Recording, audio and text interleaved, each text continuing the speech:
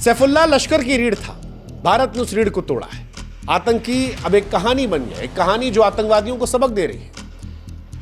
18 मार्च 2025 को पाकिस्तान के सिंध प्रांत बदीन जिला मतली फलकारा चौक, यही वो दिन वो जगह थी जहां पर इस आतंकवादी को कुत्ते की मौत मारा गया। सैफुल्लाह खालिद अपने घर से निकला, वो सोच रहा था कि पाकिस्तान में क्या टेंशन, अब तो युद्ध भी खत्म हो गया। हिंदुस्तान की जो मिसाइल आई थी वो जैश मोहम्मद को ठोक रही थी, मसूद के आगे पीछे जा रही थी, हाफिज के ठिकानों को ढूंढ रही थी। छोटे छोटे जो आतंकी तो बचे थे और अब ये खुद खत्म हो गया। अज्ञात बंदूकधारियों ने इस पर गोली की बौछार की, एक के बाद एक गोली ऐसे चल रही थी जैसे मानो अज्ञात बंदूकधारी जो है वो भारत के शहीद जवानों की जान का बदला ले रहे हो। ये ज़मीन पर गिरा, तड़पता रहा, वीडियो भी आया, दुनिया ने भी देखा, आतंकवादियों ने भी देखा कि कैसे तड़पते तड़पते तड़पते तड़पते यहाँ से वहाँ पहुँच गया। हालांकि पाकिस्तान सरकार ने बड़ी कोशिश की थी सुरक्षा देने की, लेकिन वो सुरक्षा ढेर हो गई और ये आतंकवादियों को डरा रही है कि सरकार भी उन्हें नहीं बचा पा रही। अब सवाल ये, क्या ये ऑपरेशन सिंदूर का हिस्सा है? क्योंकि इन हमलावरों की पहचान अब तक गुप्त है, लेकिन एज अ इंडियन हम फील ले रहे हैं कि हमारी गुप्त ताकत है जो सारी दुनिया को दिखा रही है कि हमसे संभल के रहना। कई लोग इसे ऑपरेशन सिंदूर का हिस्सा मान रहे हैं और इसी के तहत ये माना जा रहा है कि पाकिस्तान में बीते कुछ सालों में जो आतंकवादी खत्म हुए हैं वो भी एक बड़े ऑपरेशन का हिस्सा है, क्योंकि ये सिर्फ एक आतंकवादी की मौत नहीं है, अब ये क्लियर मैसेज है, नो मोर टेररिज्म। और इसी तहत एक ऑपरेशन ऐसा लगता है कि गुप्त भी चल रहा है। पाकिस्तान में कई और आतंकवादी हैं जो गुप्त तरीके से मारे गए, क्योंकि सैफुल्लाह खालिद की मौत कोई पहली घटना नहीं है। बीते कुछ सालों में पाकिस्तान में कई बड़े आतंकवादी अज्ञात बंदूकधारियों के हाथों मारे गए।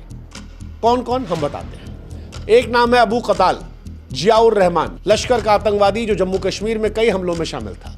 मई 2025 में पाकिस्तान के पंजाब में कुछ अज्ञात लोग आते हैं और थैंक यू करके चले जाते हैं। शाहिद लतीफ जैश-ए मोहम्मद का कमांडर था, पठानकोट एयरबेस पर जो हमला हुआ था अक्टूबर 2023 में सियालकोट में एक मस्जिद में कुछ अज्ञात लोग आते हैं और मस्जिद में ही इनको वहां से वहां भेज देते हैं, कहते हैं जाओ। तीसरा अदनान अहमद, हाफिज सईद का करीबी था, लश्कर का सीनियर कमांडर था, उसे भी पाकिस्तान में अज्ञात हमलावरों ने थैंक यू कर दिया था। खालिद उर्फ अबू आकाशा, लश्कर का यह भी कुख्यात आतंकी था, पुंछ राजौरी में आतंकवादी गतिविधियों में शामिल था, इसे तो ऑपरेशन सिंदूर में थैंक यू किया गया था। मसूद अजहर के करीबी जो थे वो ऑपरेशन सिंदूर में बहावलपुर में जैश-ए मोहम्मद के मुख्यालय पर जब भारत के ड्रोन मिसाइल गिरे थे तो कई सारे थैंक यू हो गए थे। कुल मिलाकर कहें तो बीते कुछ सालों में 15-16 आतंकवादी ऐसे हैं जो थैंक यू हुए हैं और ये बड़ा स्पष्ट है।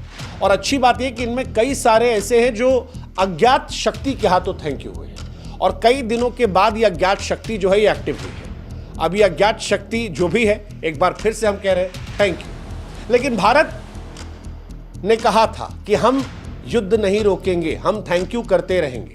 पहलगाम में 22 अप्रैल 2025 को जो हुआ था उसके बाद ही यह स्पष्ट था कि इस बार ये इतनी जल्दी खत्म नहीं होगा। 28 लोग हमारे मरे थे और वहीं से सारी कहानियां शुरू हुई थी और अब धीरे धीरे एक एक इंसान खत्म हो रहा है। पहलगाम हमले के बाद भारत ने स्पष्ट किया था कि आतंक के खिलाफ युद्ध खत्म नहीं होगा। प्रधानमंत्री ने भी कहा था कि हिसाब तगड़ा होगा इस बार, और हुआ। 7 मई 2025 ऑपरेशन सिंदूर, 9 आतंकवादी ठिकानों पर हमने ठोका, 100 से अधिक आतंकवादियों को हमने मारा। फिर कश्मीर में ऑपरेशन केलर, कश्मीर में भी आतंक के खिलाफ ज़बरदस्त ऑपरेशन चला। दक्षिण कश्मीर के शोपियां में आतंकवादियों को खत्म किया जा रहा था। 13 मई को शोपियां में मुठभेड़ हुई, ज़बरदस्त तरीके से आतंकवादियों को मारा गया। वो जो नीचे तस्वीरें पड़ी थी जहां भारतीय सेना के जवान कह रहे थे भारत माता की जय, भारत माता की जय, वो तस्वीरें भी एहसास दिला रही थी कि अब आतंकवादियों को जहन्नुम में भेजने का वक्त आ गया है। शाहिद कट्टे और अदनान शफी उसमें शामिल थे और उसमें भी शाहिद कट्टे जो थे वो 2024 में बीजेपी सरपंच की हत्या में शामिल था।